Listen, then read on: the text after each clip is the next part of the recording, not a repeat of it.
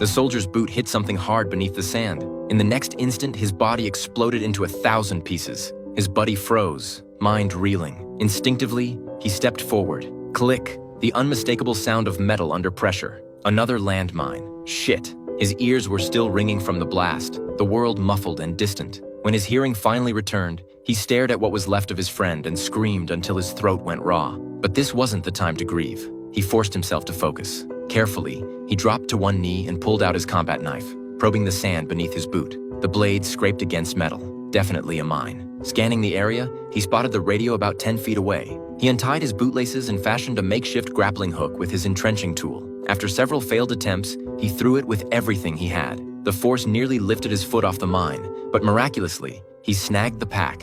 After what felt like hours, he finally reached headquarters and explained his situation. Their response made his blood run cold. No choppers could enter the desert due to frequent sandstorms. Ground rescue would take 52 hours. He set his watch timer, 52 hours in 113-degree heat. The odds weren't good. When hunger became unbearable, he ate his last piece of beef jerky and took 2 swigs from his canteen before it ran dry. Then a breeze picked up. He turned his head and his heart sank. A massive sandstorm was rolling in. He quickly shouldered his pack for extra weight and jammed his rifle into the ground as an anchor.